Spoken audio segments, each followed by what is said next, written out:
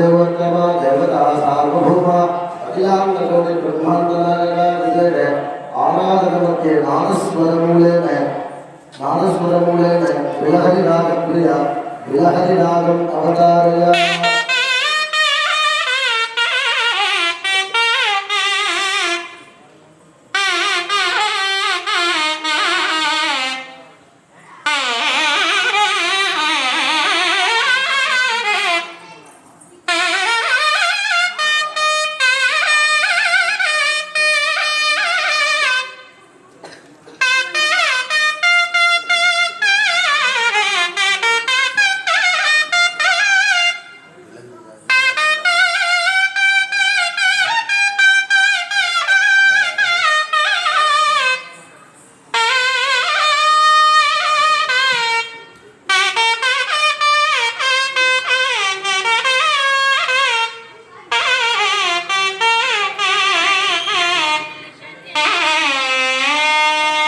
देवोत्तमा देवता सार्वभौम आदिकालप्रिया आदिकालम् अवतारय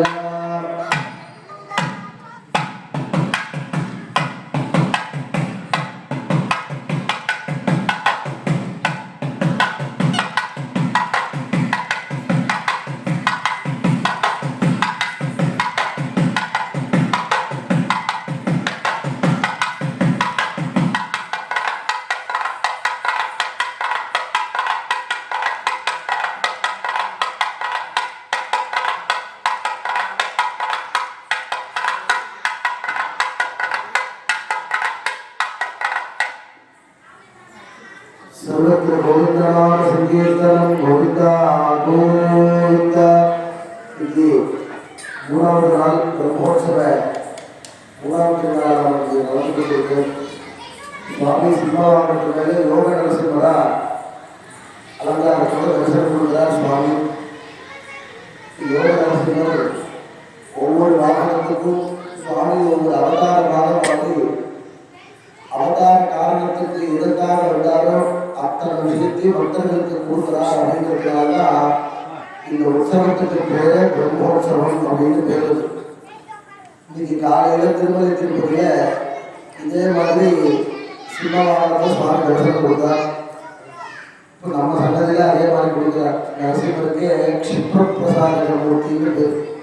க்ஷிப்ர பிரசாதக மூர்த்தின்னா எதை வேண்டுமோ அதை உடனே கொடுக்கக்கூடிய சுவாமி. அதனாலதான் க்ஷிப்ர பிரசாத மூர்த்தி.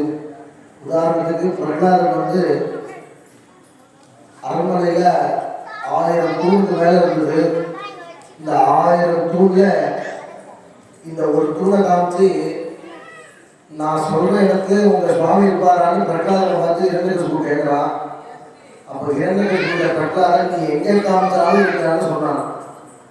ஏதாவது எங்க காமிச்சாலும் இருக்கான்னு சொல்றாங்க. மகாவிஷ்ணு நரசிம்ம அவதாரமா 1000 தூணி ஆயிட்டான். 1000 தூண்ல பிரகலாதன் எந்த தூணை காமிக்க போறான்னு தெரியல.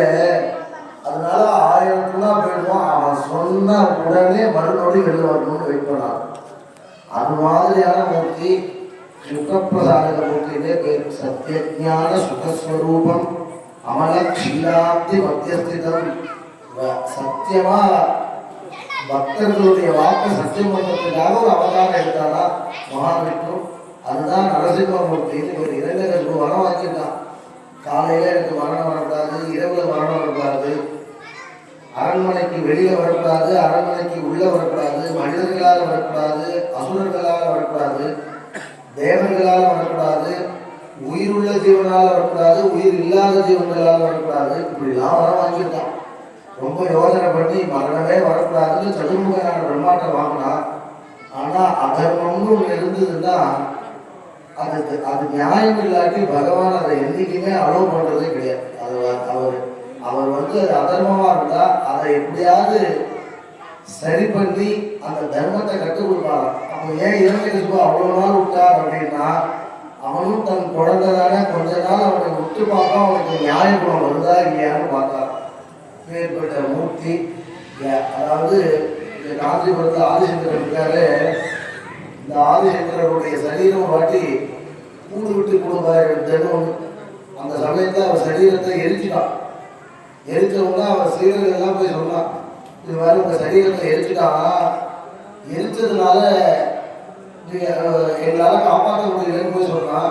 இவர் எந்த இடத்துக்கு போனாலும் அங்கேருந்து மாறி தன் சரீரத்துக்கு வந்து லக்ஷ்மி நிருசிம்ம மமதேகி கராவலம் வந்து கராவலம் ஸ்தோத்திரம் சொன்னார். எப்படி ஒரு கிளைய வெட்டிட்டா அந்த கிளை மரத்துலேருந்து திரும்ப முளைக்கிறதோ அது மாதிரி விரல் நகம் சுட்ட இடம் எல்லாம் முளைச்சி வந்து தான் உடனே அவ்வளவு வேகமாக பிரசாரம் பண்ணக்கூடிய ஒரு மூர்த்தி நரசிம்ம மூர்த்தியாக இருந்து அனைத்து விதமான சத்ருவையும் கடனையும் போக்குறான்னு அர்த்தம். கடன்னா எல்லாரும் லோன் வாங்கினா கடன் நினச்சிட்டு இருக்கோம். அது மாத்திரம் கிடையாது. அப்பா அம்மாவுக்கு கடன் கொடுத்துருக்கோம், சொல்லிக் கொடுக்குற குருவுக்கு கடன் கொடுத்துருக்கோம், தெய்வத்துக்கு கடன் கொடுத்துருக்கோம். எதுக்கு அப்படின்னா இந்த கண்ணு காது மூக்கு இதெல்லாம் அது மாதிரி ஒர்க் பண்ணுறது இல்லையா? அந்த ஒர்க் பண்ணுறது யார்கிட்ட இருக்கு அப்படின்னா அந்த சுவிட்சு சுவாமிகிட்ட தான் இருக்கு. கண்ணு காது எல்லாம் நம்மகிட்ட கொடுத்துட்டான். சுவிட்சு யார்கிட்ட இருக்கு அப்படின்னா பகவான் வச்சுட்டு இருக்கான். அப்புறம் அவன் வேணும்னே செயலிழக்க பண்ணுறாரா அப்படின்னு சொன்னா வேணும்னே பண்ணல. நீ அதை அதிகமாக அதர்மத்துக்கு உபயோகப்படுத்தினா செயலிழக்கப்படுறா. கண்ணை பகவானுக்காக உபயோகப்படுத்தினா ஸ்பெக்ஸ் போட வேண்டிய அவசியமே இருக்காது. வாக்கை பகவானுக்காக உபயோகப்படுத்தினா அவனுக்கு தொண்டையில ப்ராப்ளமே வராது.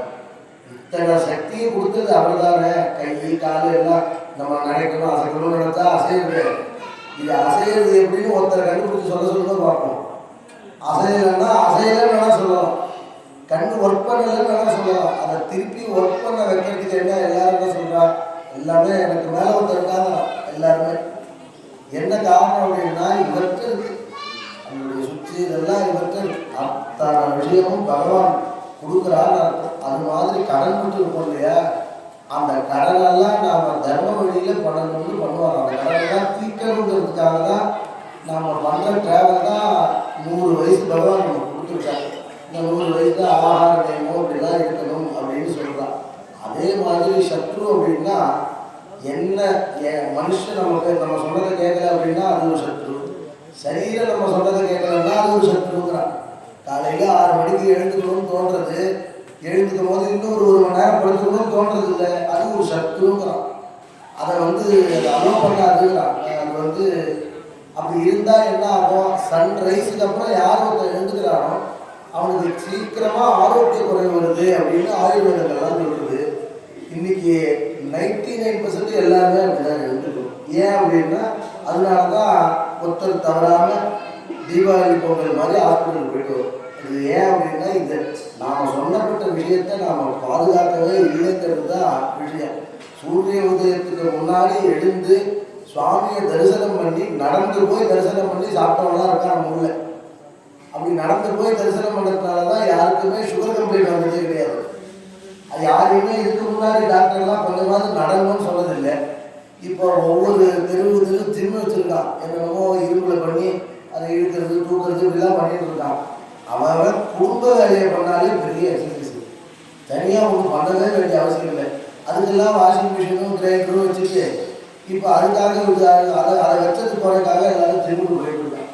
இதெல்லாம் சரிவர பண்ணணும்னா எந்த மூர்த்தி அனுகிரகம் பண்ணணும் அப்படின்னா லக்ஷ்மி நிருசிம்ம மமதேகி கராவலம்பம். நம் மிருகம் நம் மானுஷங்கிற மிருகமும் இல்லாமல் மனுஷனும் இல்லாமல் ஒரு அவதாரம் பண்ணி விகாரமான ஒரு மூர்த்தியாக இருக்குமா? பார்க்கிறவனுக்கு பயமா இருக்குமா? யாருக்கு அப்படின்னா தப்பு பண்ணவனுக்கு பயமா இருக்குமா? அதுவரை பார்த்தா அதே போல ஒருத்தருக்கு இதே சுவாமியை பார்த்தா அழகு தோணுமா? அழகிய சிங்கன்னு பேர் இதே நரசிம்மர். ஏன் அப்படின்னா பக்தனை பார்த்தா சுவாமி எப்படி ஒரு சின்ன சிங்கக்குட்டிய பெண் சிங்கம் எப்படி அணைச்சிக்கிறதோ அது மாதிரி அணைச்சிக்குவாங்க. அது தப்பு பண்ணவன் தான் பயப்படணுமா? தப்பு பண்ணாதான் நரசிம்மரை பார்த்தோம்னா அவனுக்கு அழகிய சிங்கரா அழகா இருப்பான். சிங்கம் அழகா இருக்குன்னு நம்ம சொல்லுவோமா? சிங்கம் பக்கத்து சிங்கம்னு பேர் கேட்டாலே எல்லாரும் பயப்படுவோம். யானை முதல் போட்டு சிங்க சத்தம் கேட்டால் பயப்படுது. ஆனால் பக்தியோடு வந்தால் அந்த சிங்கம் நம்ம கட்டிட்டுருவோம். அதனால அழகிய சிங்கம்னே பேர் அவதாரத்தில் 3வது நாள் இன்னைக்கு. இன்னொரு என்ன விஷயம் அப்படின்னா இன்னைக்கு வாஸ்தவமாக யாகசாலையில் ஹோமம் ருத்ரமன்யம் ருதோகுதம் ரிஷபம் நமஸ்தேன்னு ஒரு மந்திரம். இந்த 3வது நாளுக்கு அதிபதி பரமேஸ்வரன். ஒவ்வொரு நாளுக்கும் இந்த 9 நாளுக்கும் ஒவ்வொருத்தர் அதிபதியாக ஒவ்வொருத்தர் சார்ஜ் எடுத்துக்கிறான் ஒழுங்காக பண்ணணும்னு. இந்த உற்சவத்தை சன்ரைஸ்லேருந்து சன்செட்டு வரையும் தேவர்கள் ஒருத்தர் சார்ஜ் எடுத்துக்கிறான். ஏன் அப்படின்னா இந்த புண்ணியத்தை நாம் மிஸ் பண்ணிடக்கூடாதுன்னு தேவர்கள் நினைக்கிறாங்க. இந்த பிரம்மோற்சவ டயத்தில் நாம் ஏதாவது ஒரு காரியம் எடுத்து பண்ணணும், நமக்கு அப்போதான் புண்ணியம் வந்து தேவர்கள் நினைக்கிறாங்க. இன்னைக்கு அதிபதி பரமேஸ்வரன், சிவன் வந்து தன்னுடைய பொறுப்பை எடுத்துக்கிறார். என்ன சிவனுக்கும் நரசிம்மமூர்த்திக்கும் என்ன கொடுத்தோம் அப்படின்னா, பிரதோஷ காலத்துல எந்த தெய்வத்தையுமே வழிபடக்கூடாது. ஒருத்தர் 3 தெய்வம் தான் வழிபடலாம். ஒன்று பரமேஸ்வரர், இன்னொன்று நரசிம்மமூர்த்தி, இன்னொன்று ராமச்சந்திர பிரபு. இந்த 3 பேரை தவிர இன்னொருத்தரை வழிபடக்கூடாது. இன்னைக்கு நம்ம சன்னதியில பெரும்பாலும் சிவனும் இருக்கிறதுனால வாஸ்துவமா அதுவா அமைஞ்ச மாதிரி, அதாவது இந்த வாகன கணக்குன்னு ஒரு ஆகணும் சொல்றது, அந்த கணக்கு பிரகாரம் இன்னைக்கு அதிபதி ருத்ரனா வந்து சுவாமியும் யோக நரசிம்மராக காட்சி கொடுத்து விசேஷமா யோக பட்டத்தில் இருக்கார். அப்படின்னா யோகத்தில் இருக்காருன்னா அவர் தியானத்தில் இருக்காருன்னு பேர் இல்லை, நமக்கு நிம்மதியை கொடுக்கறதுக்காக அவர் இருக்கார். அப்பேற்பட்ட தரிசனம் கிடைக்கிறதே எல்லாருக்கும் கருணை போக்கிய கண்ணினை வாழிங்கிற மாதிரி எல்லாருக்கும் எல்லா விதமான சௌக்கியத்தையும் ஸ்ரீ நரசிம்மமூர்த்தி கொடுக்கறது பிரார்த்தனை பண்ணிக்க. எல்லாருக்காக ஒரு அர்ச்சனை மேலே தீபாவளினாக புறப்பட ஆரம்பிக்கும். सर्वेषां भक्त महाजनानां क्षेमस्थैर्य धैर्य विजय अभयारोग्य ऐश्वर्य